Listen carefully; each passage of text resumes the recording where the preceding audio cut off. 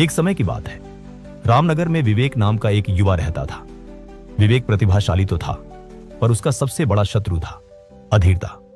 वह उत्साह से कोई भी काम शुरू करता, पर जैसे ही उसे थोड़ी सी भी असफलता मिलती, निराशा उसे घेर लेती और वह बीच में ही सब छोड़ देता था। अपने एक बड़े प्रोजेक्ट में बुरी तरह विफल होने के बाद विवेक पूरी तरह से टूट गया। मन की गहरी अशांति में वह जंगल में रहने वाले एक महात्मा साधु की कुटिया तक पहुंचा। विवेक ने साधु के चरणों में गिरकर अपने मन की पीड़ा व्यक्त की। गुरुदेव, मैं जल्दी हार मान लेता हूं। मुझे लगता है कि मैं भाग्यहीन हूं। क्या मुझे कभी सफलता मिल पाएगी? साधु ने प्रेम से विवेक को उठाया। उनके चेहरे पर गहन शांति थी। उन्होंने कहा, पुत्र, निराशा को त्याग दो। मैं तुम्हें 3 साधारण उदाहरण देता हूं, जो तुम्हें समझाएंगे कि सफलता वास्तव में क्या है। साधु ने कुटिया की दीवार की ओर इशारा किया, जहां एक छोटी चींटी दीवार पर चढ़ने की कोशिश कर रही थी। साधु ने कहा, देखो उस नन्ही चींटी को। वह दीवार पर चढ़ने की कोशिश करती है और थोड़ी दूर जाकर फिसल जाती है। वह फिर कोशिश करती है, थोड़ी ऊपर पहुंचती है और फिर गिर जाती है। ऐसा वह बार बार करती है, 10 बार, 20 बार। विवेक चुपचाप देखता रहा। कुछ ही देर में वह चींटी अंततः अपने चोटी तक पहुंच गई। साधु ने कहा, क्या तुमने देखा बेटा?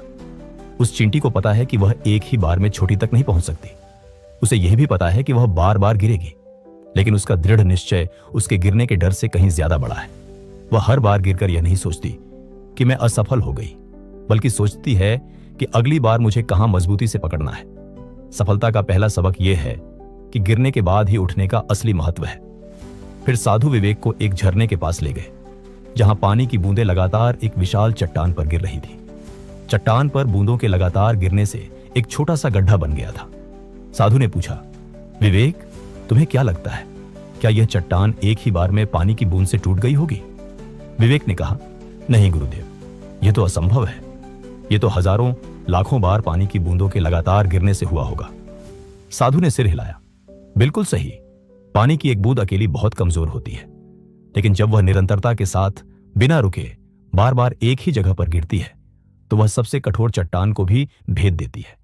इस उदाहरण से सीखो कि शक्ति या गति मायने नहीं रखती। मायने रखती है आपके प्रयासों की अखंड निरंतरता।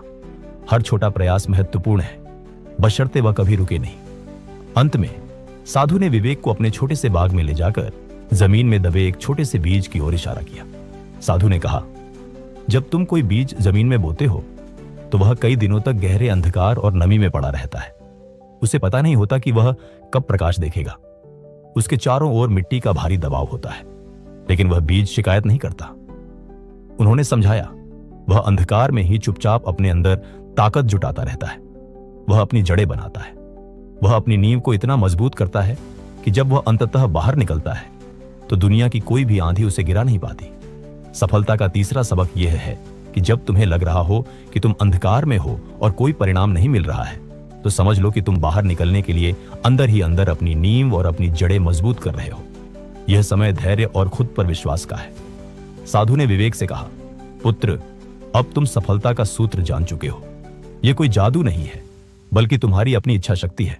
दोस्तों, सफलता कोई भाग्य या संयोग नहीं है, बल्कि यह दृढ़ संकल्प, निरंतर प्रयास और धैर्य का अटूट मेल है। किसी भी असफलता से घबराओ मत, बस रुकने से मना कर दो।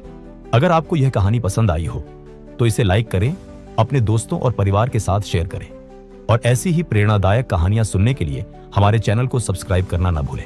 धन्यवाद।